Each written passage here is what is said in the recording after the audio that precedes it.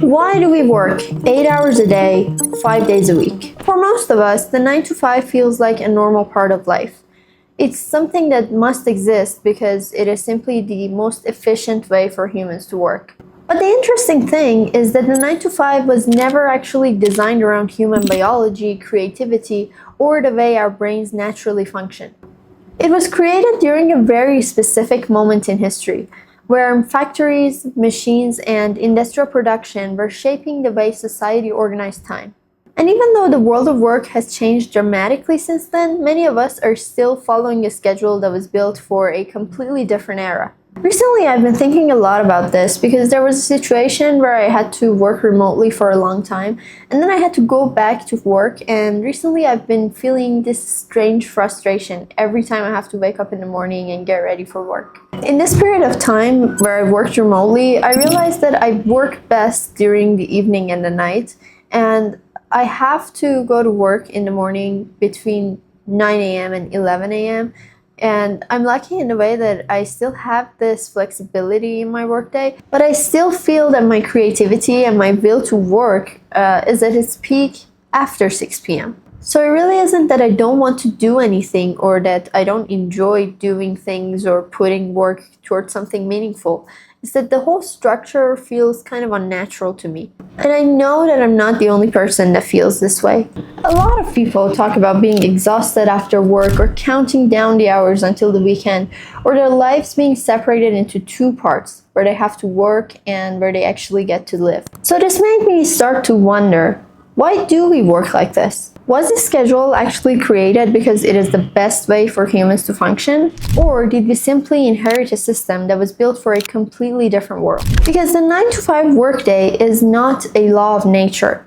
It is a historical system. And to understand why modern work feels so unnatural to us, we have to go back to a time before the clock became the center of our working life. That might explain why so many people finish their normal workday feeling strangely exhausted. You might have spent 8 hours sitting at a desk, answering emails, joining meetings, and working on a computer, but at the end of the day, your brain feels completely drained. The strange thing is that you haven't spent time doing anything actually physically difficult. You haven't built anything with your hands or worked outside under difficult conditions. So why does modern work feel so exhausting? The answer is not simply that people today are less disciplined or that we're not working hard enough. The bigger issue is that we created a system of work that often conflicts the way humans think, focus, and recover. For most of human history, people did not organize work around fixed hours. They organized it around tasks and needs of everyday life. A farmer did not wake up and think about how many hours they needed to be productive that day. They thought about what needed to be done. The crops needed attention, the animals needed to be cared for. Certain jobs needed to be completed before the weather changed. Work followed the rhythms of the environment rather than an artificial schedule. That doesn't mean that life was easier in the past. In many ways, it was harder. People dealt with physical labor, food shortages, unpredictable weather, and far fewer comforts than what we have today. But the relationship between people and time was different. Work was connected to visible outcomes. If you planted a crop, you could see it grow. If you built something, you could see the results of your efforts. There was usually a clear connection between what you did and what you achieved. The biggest change wasn't that humans suddenly started working more. Humans have always worked. The biggest change was that we changed the way we measure and control work. Instead of asking what needs to be done, we started asking how many hours can we get from a person. And that shift began with the Industrial Revolution. When people moved from farms to factories, the nature of work changed completely. A factory was very different from a farm. A farm could adapt to the person working on it. The person could decide when to take a break, when to change tasks, and how to organize their day. A factory couldn't. Machines needed to run at specific times, production needed to be predictable, and workers needed to arrive together and follow the same schedule. For the first time, time itself became something that could be controlled, measured, and managed. The clock became the boss. Before factories, people worked according to natural events. They worked when there was daylight, when crops needed attention, or when there was something to be done. After factories, people started working according to the clock. This created a completely different and new relationship between humans and time. Workers were no longer just completing tasks, they were selling blocks of their time, and many workers resisted this change. One interesting example was a tradition called Saint Monday. Many early industrial workers would regularly take Mondays off. They would use this day to handle personal tasks, recover from the weekend, and simply maintain a rhythm of life that was not controlled by factory owners. Factory owners strongly disliked this because it made production unpredictable. They wanted workers to follow a consistent schedule that matched the needs of the machines. So companies began using fines, punishments, and strict rules to eliminate these older patterns of work. Slowly, the factory working hours became the normal schedule. If you want to join a community of like-minded people who also enjoy exploring topics like these, join our Telegram channel. We also share extra resources there for every video, including studies, articles, and interesting material that we couldn't include in the script. But the work week we recognize today was not created because someone discovered the perfect amount of work a human could handle. It was created through decades of social and political struggle. In the early 1800s, reformers like Robert Owen argued for a different approach. His famous idea was 8 hours of work, 8 hours of recreation, and 8 hours of rest. At this time, this was a radical idea because many workers were required to work extremely long hours, sometimes 6 days a week. It took decades of protests, strikes, and workers' movements before the shorter working hours became accepted. Even the weekend that we know today was not created because scientists discovered that humans needed 2 days of rest. It was developed because of practical reasons. In 1908, a New England cotton mill introduced the 5-day work week, mostly because they had both Jewish workers who observed Saturday as the Sabbath and Christian workers who observed Sunday. Closing for 2 days fixed the scheduling problem. Later, in 1926, Henry Ford famously introduced the 5-day, 40-hour work week in his factories. He was not simply being generous. He found that exhausted workers made more mistakes and were less productive. But he also understood something else. Workers needed to have free time if they were to become consumers. If people spent all their time working, they would have less time to buy and use the products that the companies were producing. The 40-hour work week eventually became law during the Great Depression, partly as a way to spread limited work opportunities among more people. And for a while, this system made sense. But then the world changed. Factories became less central and office work became more common. And instead of creating a completely new way of working, we carried many of the old factory ideas into the modern workplace with us. The strange thing is that office work is completely different from factory work.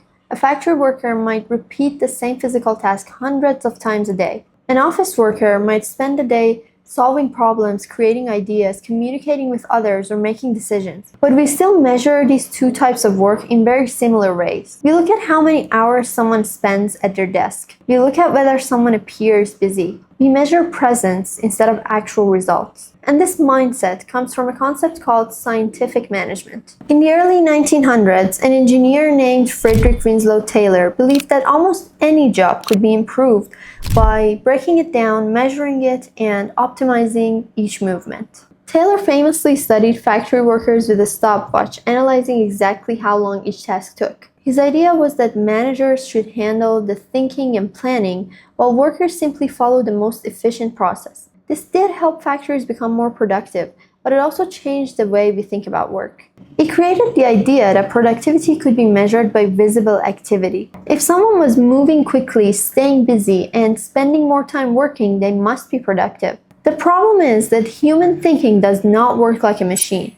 A machine can run at the same speed for hours. The human brain cannot. Creative thinking, problem solving, and decision making require periods of intense focus, followed by periods of recovery.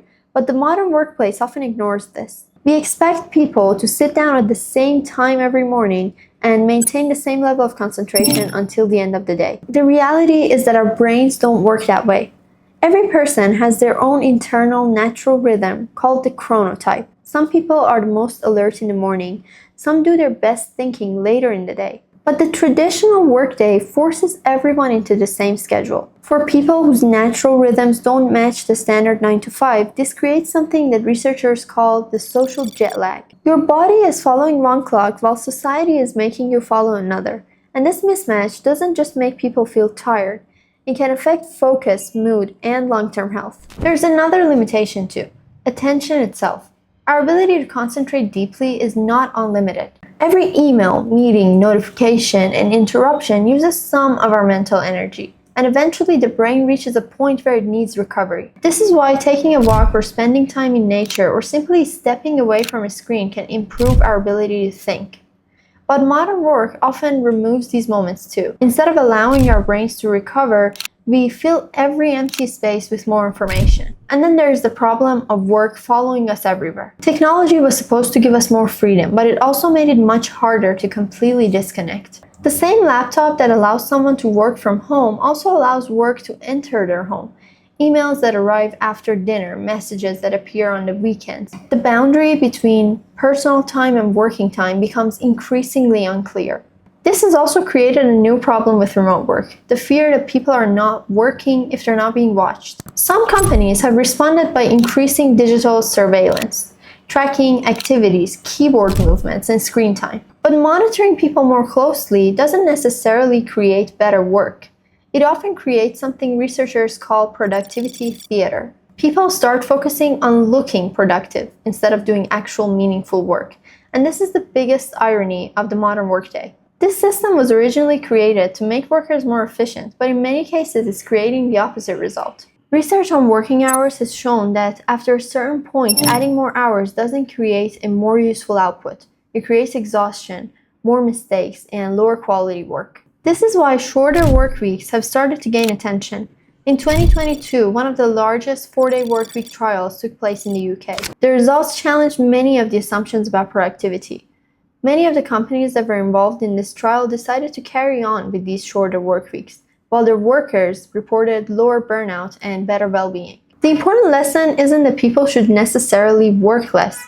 It's that the number of hours someone spends working is not the same as the value that they create. The 9-to-5 workday was a solution to a problem from another century. It helped organize factories, coordinate large numbers of workers, and build predictable production. But today, much of our work depends on creativity, deep thinking, and judgment. So maybe the question that we need to be asking isn't how do we fit humans into the workday, but rather how to create a workday that fits how humans actually function.